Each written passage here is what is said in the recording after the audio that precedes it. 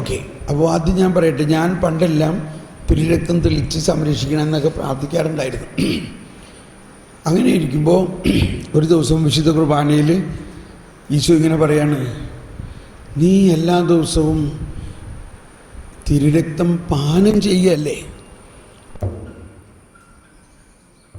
ഞാൻ തിരുരക്തം പാനം ചെയ്യാൻ വേണ്ടിയല്ലേ തന്നേക്കണത്, തെളിക്കാൻ വേണ്ടിയാണോ?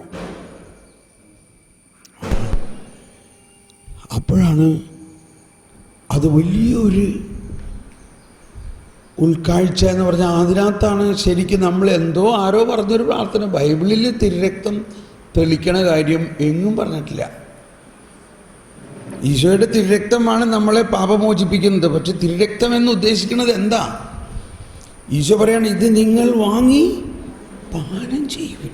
അത്രയ്ക്ക് ബഹുമാനത്തോടെ, വലിയ ബഹുമാനത്തോടെയും ആദരവിനോടെയും ഉപയോഗിക്കേണ്ട ഒരു വാക്കാണ് തിരുരക്തം. മാത്രമല്ല, എന്താണ് ഈ രക്തം പാനം ചെയ്യുക എന്ന് പറയുന്നതിൻ്റെ അർത്ഥം തന്നെ? അതിൻ്റെ അർത്ഥം ഏതൊരു ജീവിയുടെയും രക്തമാണ് ആ ജീവിയിൽ ജീവൻ നിലനിർത്തുന്നത്. അപ്പോൾ രക്തം നൽകി എന്ന് പറഞ്ഞാൽ അതിൻ്റെ അർത്ഥം ജീവൻ നൽകി. ആ അർത്ഥത്തിലാണ് കുഞ്ഞാടിൻ്റെ രക്തം അവർ തെളിച്ചിരുന്നത്. രക്തത്തിൽ ദൈവിക ജീവനുണ്ടെന്നുള്ളതാണ്. എന്നാൽ യേശു ആയ ദൈവ കുഞ്ഞാട് തൻ്റെ രക്തം ചിന്തി തൻ്റെ ജീവൻ നമുക്ക് നൽകിയിരിക്കുകയാണ്. ആ ജീവനാണ് നമ്മുടെ ജീവനുമായിട്ട് ലയിച്ചു ചേർന്നപ്പോൾ നമ്മുടെ പാപം മൂലമുള്ള മരണാവസ്ഥയെ വെച്ചുമാറി എന്ന് പറഞ്ഞാൽ, പാപം മൂലമുള്ള മനുഷ്യൻ്റെ ആ മരണാവസ്ഥ ദൈവം ഏറ്റെടുത്തിട്ട്, യേശു ഏറ്റെടുത്തിട്ട് യേശുവിൻ്റെ ജീവാത്മാവിനെ നമുക്ക് തന്നിരിക്കണം. അങ്ങനെ അത് പിന്നീട് വിശദീകരിക്കാം.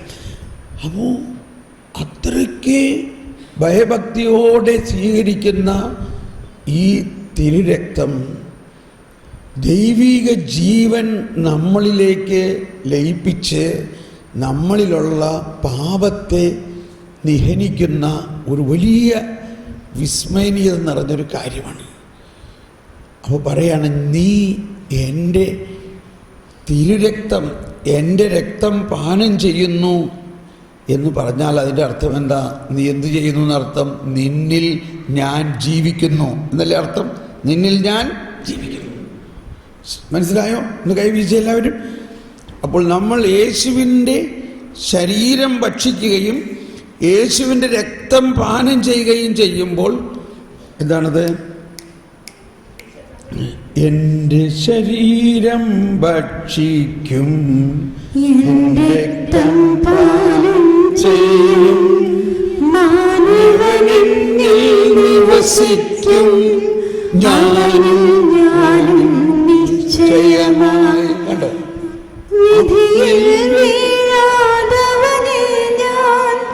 അന്തിമ ദിവസമുയർപ്പിക്കും,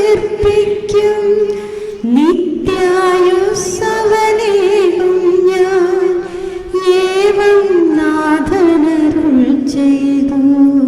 അതുകൂടാണ്ട് അവിടുത്തെ കുരിശടയാളത്താൽ മുദ്ര കുത്തുന്നു.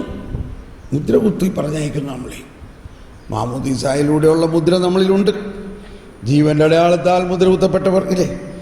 അപ്പം ഇതിനെയൊന്നും നമ്മൾ വലിയ ബഹുമാന ആദരവോ അതിൻ്റെ അർത്ഥമോ ഒന്നും ഗ്രഹിക്കാതെ പെട്ടെന്ന് ഇങ്ങനെ പറയാ, തിരുരക്തം തെളിക്കണേ, തിരുരക്തം തെളിക്കണേ. അതിന് വാസ്തവത്തിൽ യാതൊരു അർത്ഥമില്ല.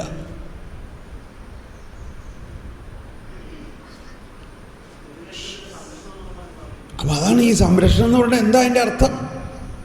തിരുരക്തം നമ്മളെ സംരക്ഷിക്കുന്നു എന്ന് പറഞ്ഞാൽ തിരുരക്തത്തിൽ മുങ്ങിക്കിടക്കണ ആളാണ് നമ്മൾ. ഒരു ക്രിസ്ത്യാനി, ഒരു കത്തോലിക്കൻ ആണോ അല്ലയോ? അവൻ തിരുരക്തം പാനം ചെയ്ത് ആളുടെ മേലിൽ പിന്നെ തെളിക്കണതിൽ എന്താ അർത്ഥമുള്ളത്? അപ്പോൾ അതിൻ്റെ അർത്ഥം എന്താ? ഈ പാനം ചെയ്യുന്നത് അവൻ ശരിക്ക് വിശ്വസിക്കുന്നില്ല. അതാണ് നമ്മൾ ക്രിസ്റ്റോസെൻട്രിക്.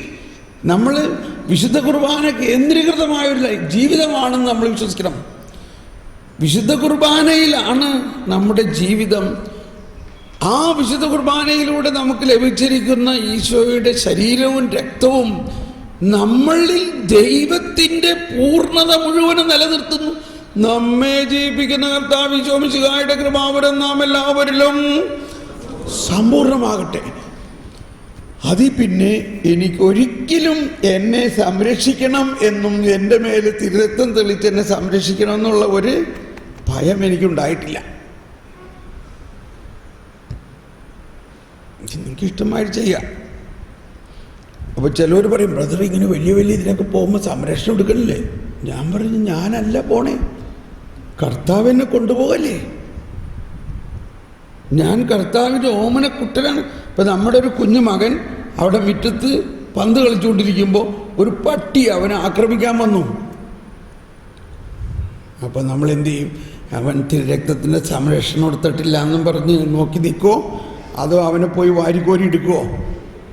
എന്താ ചെയ്യുക പറയേ? അവിടത്തെ വാത്സല്യം എന്നെ വലിയ. അപ്പം നമ്മൾ ഇല്ലേ കുറേ ഇത് ഞാൻ പറയുമ്പോൾ ഇതൊക്കെ ഞാൻ പറയണതുകൊണ്ട് നിങ്ങളൊന്നും ചെയ്യണ്ട. ഇതാരും എന്നോട് പറഞ്ഞു തന്നിട്ടല്ല ഞാനിത് പറയണത്.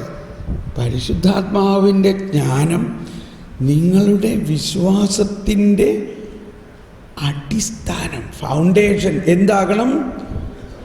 മാനുഷിക.